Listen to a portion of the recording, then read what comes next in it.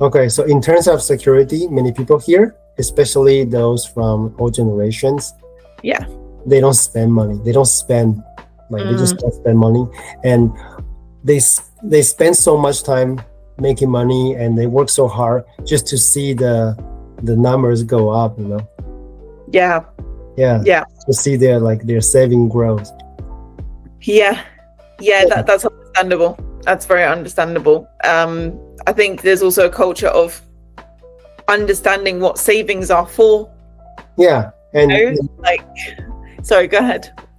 Yeah, so they value this security, but when you ask them, like, are you insecure, and what are you worried about?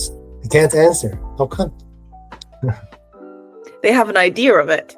They have an idea that you need that collection. And of course, savings are important. Don't get me wrong. Yes, of course, yes. But there is a general sense of, I need to just keep collecting. I mean, I remember being like that as a child. So I had a little piggy bank.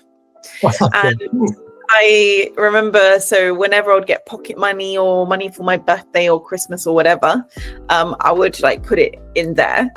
I would literally never spend it. On anything. And my brother was the complete opposite. He would just the minute he got money, he would spend it. Even if it was like £2, he'd say, Mom, it was burning a hole in my pocket, I had to spend it. So I think you can even see, this is in not just in culture but also in our characters, this desire to save or this desire to spend as well. He just has this how to put it, impulse, to spend money. And I have a compulsion to save, so there's two opposite ends of the stick. Yeah, different natures. Exactly. Okay. Before we finish the session today, I'd like to share with you an interesting story. Okay. I think this can greatly explain this whole security idea. Okay. It's about my grandpa. Mm-hmm. When he was alive, during the World War II, Taiwan was the territory of Japan, right? Right. Yeah, right. So technically, during that time, Taiwanese people were seen as Japanese, right? Interesting. Okay. Yeah. So during that time, of course, Taiwan was a part of Japan. So American aircraft, they will come and did those bombings.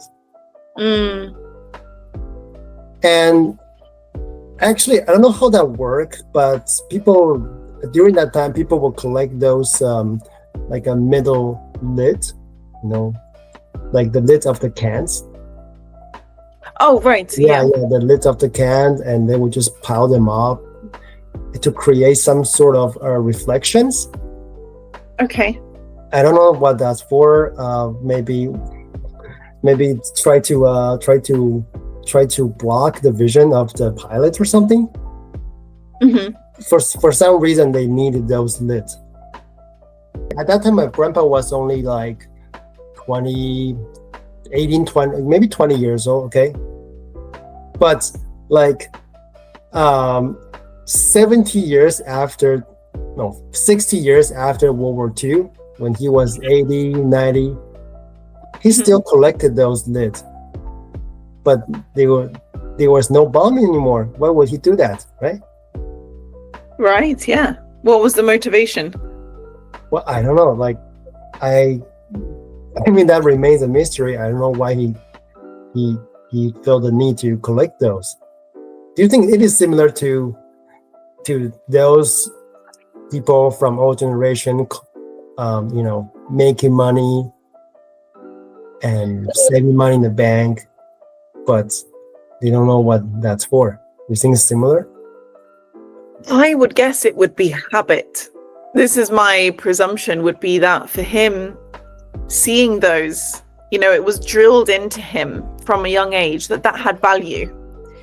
So maybe in his mind, he wants to collect them just in case they become valuable again at some point, because he's made this association that they will be valuable again.